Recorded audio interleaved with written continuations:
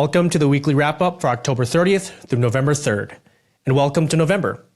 We got a nice little welcome in Madison with some Halloween snow. So we've got that to look forward to for the next 6 months. What credit union content can you look forward to this month? We'll celebrate Native American Heritage Month, honor service members and veterans, and explore how credit unions and credit union professionals are serving their communities. Today, we'll look at how 2 credit unions in the Dakotas serve the Native American community, why CUNA President and CEO Jim Nussle believes the credit union veteran connection is so strong, and how to build bridges of financial inclusion. We'll also get an update on the proposed merger between CUNA and NAFCU, hear from Council of Federal Home Loan Banks President and CEO Ryan Donovan, and close with the Credit Union of the Week.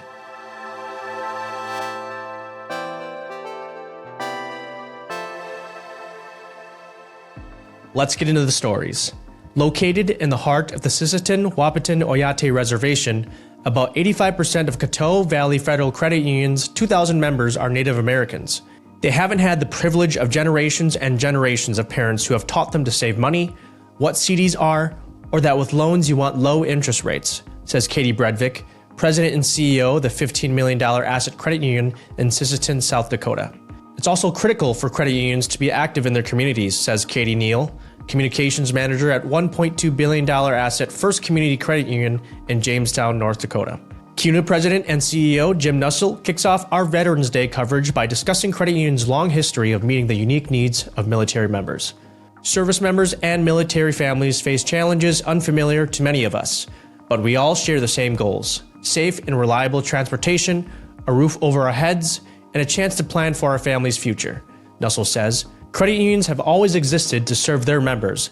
This puts us in a prime position to ensure individuals serving their country have their financial needs, whatever they may be, taken care of.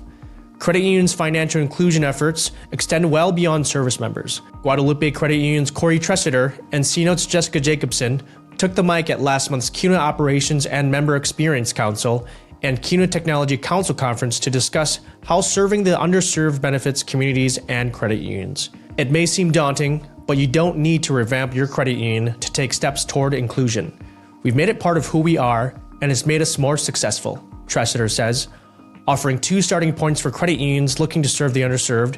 Number 1, address barriers, and number 2, be truthful and genuine.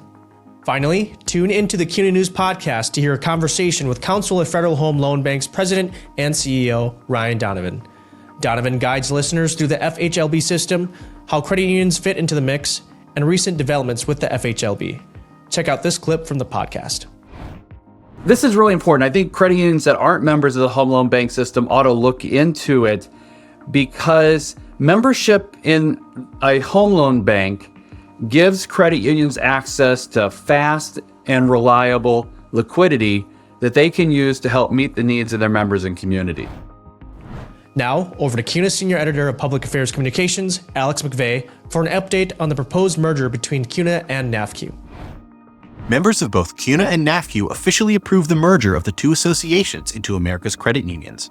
Results were announced this week, and our transformation teams are full steam ahead on integrating the best of CUNA and NAFCU's culture, passion, and leadership into the new organization.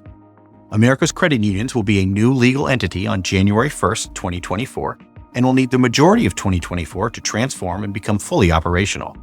The transition board, led by Chartway Federal Credit Union President CEO Brian Schools, will lead the organization for the next 3 years. Job number 1 at America's credit unions will be federal advocacy with support and collaboration at the state level.